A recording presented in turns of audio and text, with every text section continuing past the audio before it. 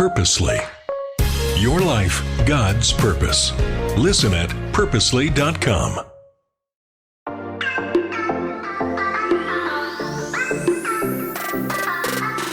Hello, everyone, and welcome to the Gospel Tech Podcast. My name is Nathan Sutherland, and this podcast is dedicated to helping families love God and use tech. Today, we are jumping into a conversation on AI.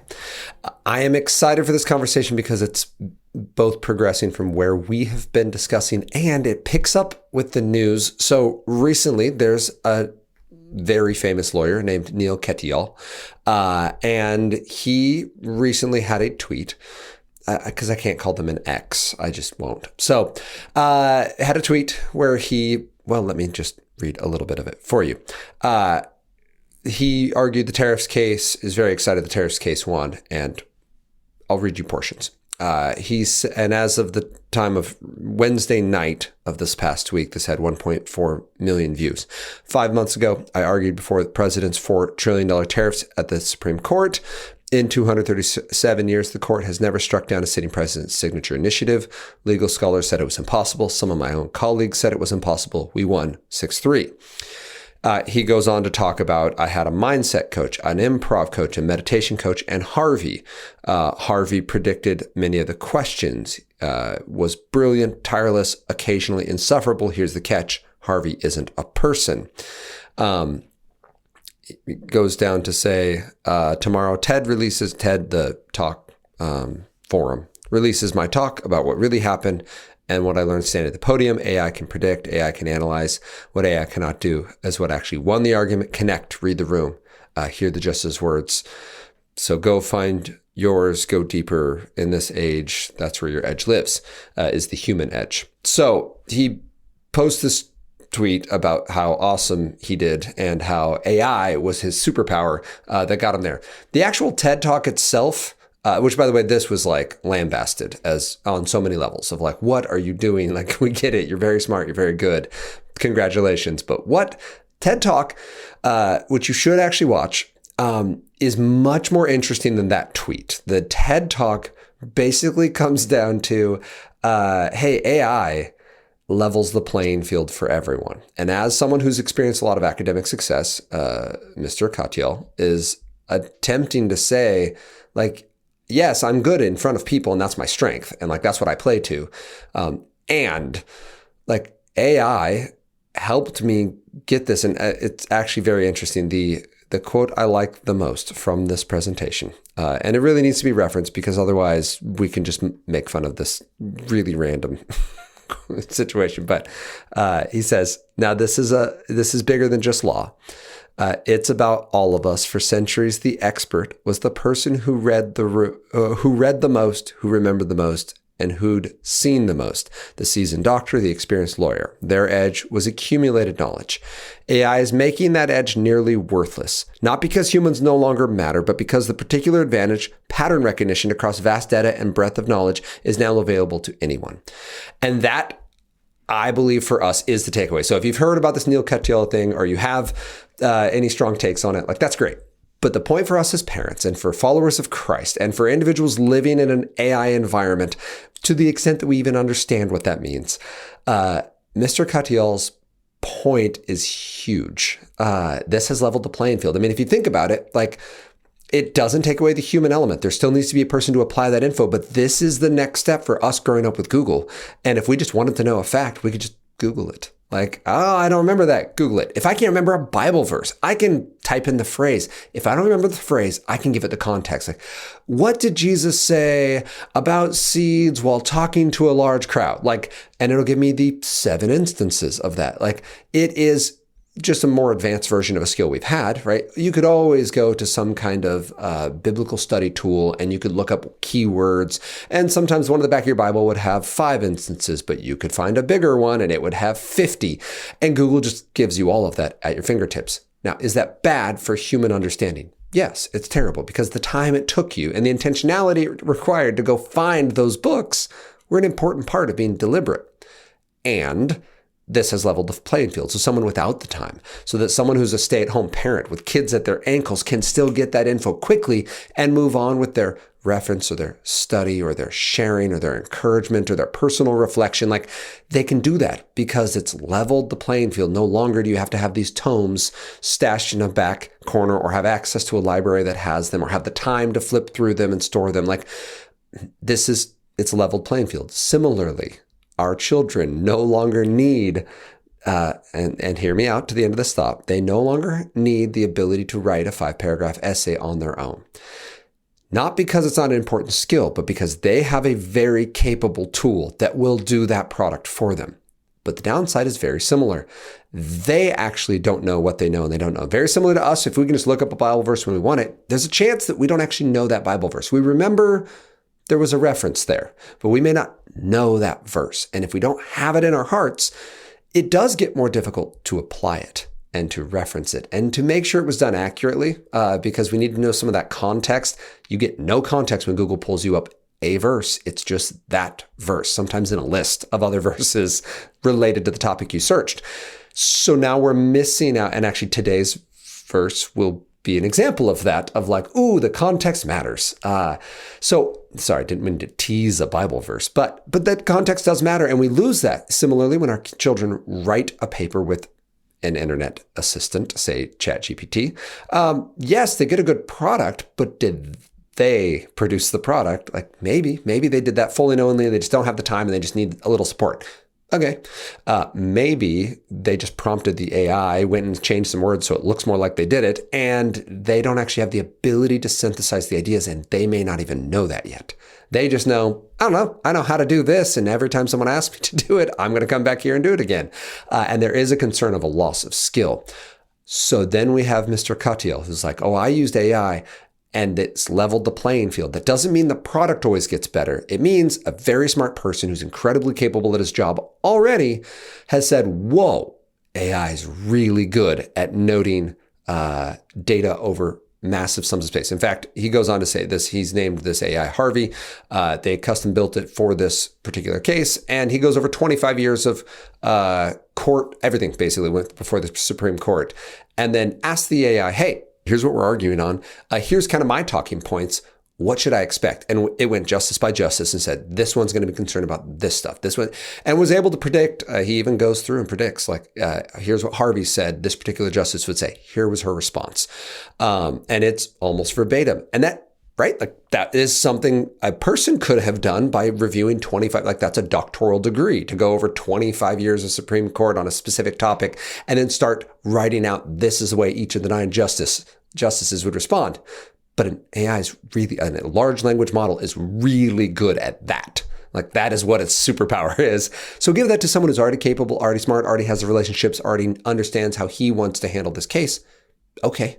Like, that's going to be a powerful resource. So yes, it's around. Humans are going to use it. Think about where it's an ethical way to use this. And again, this is, as his words, bespoke. This is a custom AI, so it's not publicly available data. He's not losing his personal edge on this. He's not all those things. This individual is also a very prickly person, loves himself some attention. So he goes on and does things like this tweet that has gotten him, it's gotten him lots of attention. If there is truly no bad publicity, then he must be very happy with it. But our point for this is AI is out. It's in the classroom. It's in our jobs. And I actually want to focus a little bit on how AI is trained, because this is something that I think we need to just be a little more aware of what actually is happening. And I want to take us on a little bit of a journey to get there. So this AI case, where it showed up in the Supreme Court and was used effectively by an individual who says this is a major deal, does an 18-minute TED Talk, and his takeaway is the playing field is now leveled. Actually, before I go into training, let's talk about that. Playing field is leveled. Anyone can make a Monet art just by typing it in. You can go see this for yourself. A Mid-Journey, for example, would be capable of doing that. You give it words, it gives you pictures. Anyone now can design music. Sons of Glory is available on Spotify, and it's a Christian heavy metal band that sings just the Psalms, and it's an AI band. There is no actual singer. It's not modifying someone's voice. Someone went in and prompted it and said, use this kind of instrument, sound like this, here's your lyrics, and go, and it made these heavy metal songs that are verbatim the first 8 Psalms of the Bible with ridiculous guitar riffs and drum part. Like, very talented.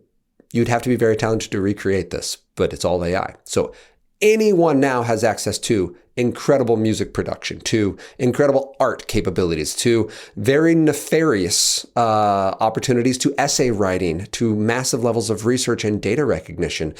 We all have the ability. Do you still need a sharp mind behind it to say, was this worth creating? Yeah. And you still need a conscience, and you still need to be ethical. And the ability is now there. So that's important, because how did we get this ability?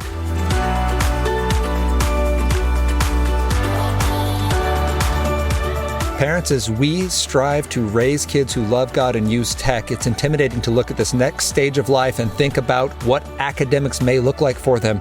When you're thinking about college, consider George Fox University for your children because of 3 things. First, it's going to give you a more intimate, known environment where they have a focus on being known personally, academically, and spiritually. Your child will grow in their faith. 93% of undergrad students at George Fox last year said that being at George Fox has helped them grow in their relationship with Jesus.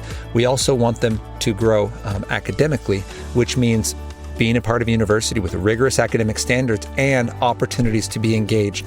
They have a nationally recognized engineering, nursing, and education programs, as well as chances to study abroad here within the U.S. and then internationally. And finally, personally, to be part of a vibrant campus atmosphere where you can play intramural sports or part of their NCAA Division III athletic programs with 23 sports available. Go to a place that's going to support your goals, not try to make you support theirs. To have that goal be to raise you up to be all God's called you to be, and to truly equip your young person to love God, and then from their love of God to go wherever God has called them. And that includes being equipped with a degree that'll help them do that, to be missionally equipped to love and serve others, to lead where God has planted them, and to know the gospel for themselves, to be able to share it with others. So George Fox University is an amazing resource for our kids, for our community here in the Northwest, and for anyone who's looking to raise up a young person who can love God and from that, love others.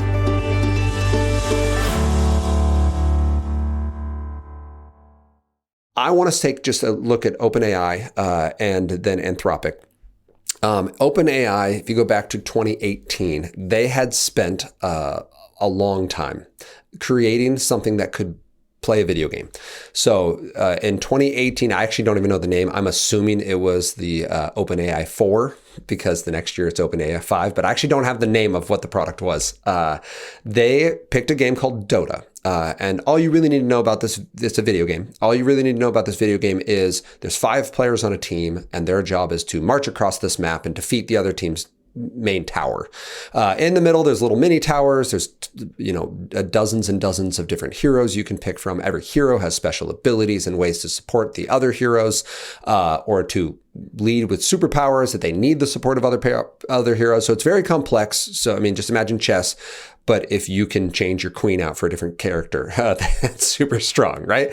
But now there's 5 people playing chess on each team, and you can get items and levels and points, and it's this whole thing. But the whole point is you can go to the top side of the map, the middle of the map, or the bottom of the map, and there's 5 of you, and you need to figure out how to defeat the other team. So with that as its premise, it has become very popular. Dota is the name of the game, Dota 2 specifically. And these tournaments are huge. There's a $20 million prize purse at one of these tournaments, meaning you could win $20 million. Actually, I think you win 12 if you take first. Forgive me if that's not true. So the International is one of the 2 large ones. 2018, this OpenAI team has trained a computer to go play in this tournament. And the way that works is, because I was like, that seems like cheating. It runs off the exact same premise a player would run off. So it controls each hero. And as the heroes move around, it gets field of vision. It can only see what that player can see. And then if it can react to that. And the way they did that is they said, great, play this game for a really long time, and then we'll give you feedback. And it doesn't have to use real world time because it's a supercomputer. So it's just like in the show, The Flash, where if you're moving at the speed of light, everyone else looks like they're frozen in place. The computer does the same thing. So it can play 1,000 hours in a few minutes. And so it plays its thousands of hours, and it's finished, or let's say in a day. plays 1,000 hours. At the end of a day, they go back through and they said, this was good, that was bad. And they give it very specific feedback. When you were this hero and you did that thing, that was good. So they have pro players now giving analog inputs and saying yes, no, and building this flowchart of decisions.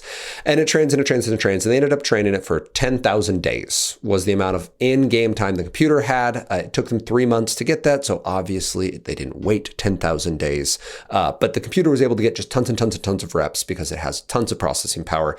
They eventually end up with the train model. It goes to the 2018 Dota 2 tournament and it gets smoked by the pro team. They go back to make OpenAI 5. And 2019, they show up at the other major Dota 2 tournament. At this point, they have trained it for 3 months. They have put 45,000 days worth of playtime into it.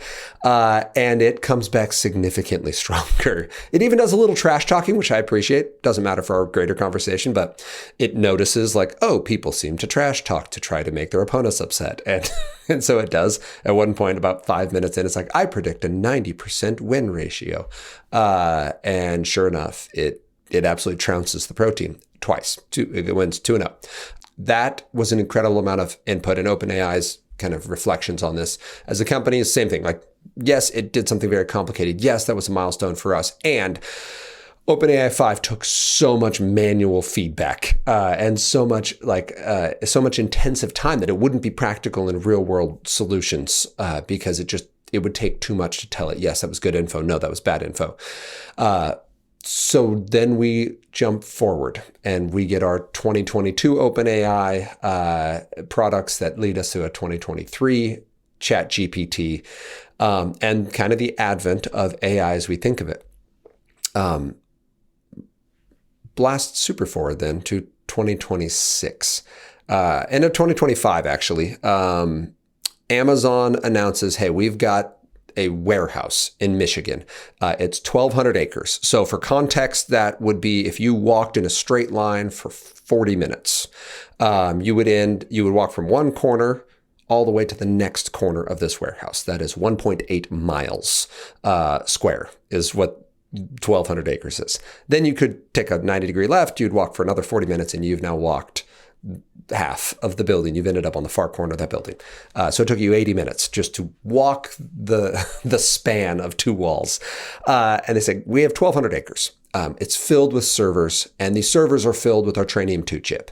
So Trainium 2, this does matter. Trainium 2 is a chip that is very good at processing data. It's incredibly efficient at it. And part of that comes from just the way it's designed. So we gauge processing speed in flops, all caps, flops. And it's basically how many processes can this run in a second. So my computer, I have an M3 processor in a MacBook Pro. This can run a max of 5 teraflops at its max peak. So that would be, a teraflop would be a 10 with 12 zeros after it. So basically it can run 5 trillion 01s in a second. And that comes thanks to teeny tiny little transistors that allow it to process an incredible amount of data. When I was growing up, I remember very vividly when the first dual core processor came out, meaning my chipset has two processing cores, but it can run more data now because at some point there was a dual thread for a while anyway, or a quad thread. There was the ability to get it to do more. Well, we don't have dual cores or even quad cores. My processor has 14 cores in it, and it can run 5 teraflops. So 5 times 10 to the 12th, right? Like that's a lot. That's a whole lot of numbers, and that's a lot of processing power. So a Trainium 2 can run 20 petaflops. So for our purposes, that's just 4,000 times more processing in a second. That's one chip. Those chips are set into racks. Those racks are set into server racks, and those server racks are put into a 1,200-acre facility. That's important because Anthropic is an AI company we've talked about before. They have a product called Claude. Claude is this large language model. It is different from this AI that was trained to play this video game that now seems archaic because instead of having to say yes, no in some kind of flow chart for the AI, you simply give it a prompt. You say, Claude, here's what we want you to do. And in order to train it, you do something very similar. If you want Claude to get good at something, you give it a very complex set of prompts, and then you give it food. Right? You give it energy and electricity in this case, and you give it data, and you let this thing just go nuts. So they did this. They took Claude and they had made Opus, and they're very proud of Opus. And they said, this is a great thing. Opus 4.6 is a big deal. We are now going to make a new version of Claude, and we're going to call it Mythos. And so they give it its training time in this. So they started with 500,000 of these Trainium 2 chips. So just run that. If one of these chips is 4,000 MacBook Pro M3 processors, we have 500,000 of these things. And then by the end of 2025, they upgraded to 1 million of these. So we are going to use 1 million of these. just hear the scale. We're going to use 1 million of these, and we're going to use them for months, and we're going to let Claude train himself or itself. I should not personalize it. Please don't do that. That was a slip up.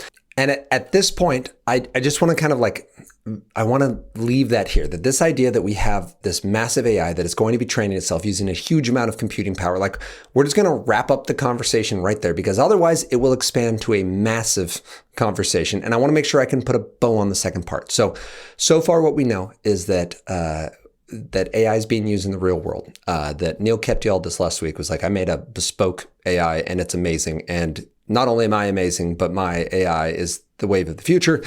And that this is true for our children, that we want to make sure that we recognize that this is the way their world is going to be working. So let's do it with integrity. Let's do it with creativity. Let's do it with a conscience, both in how we make these things, as we'll talk about next week, and how we use them afterwards. This conversation is bigger than any single individual or even a single company's product, but I'm using these as specific. So we're just noting that back in 2017, OpenAI was making a product that in 2018 lost a video game tournament and 2019 won it. That currently we have products that aren't even trained by poking. They're being trained by these massive facilities, which we'll get into next week.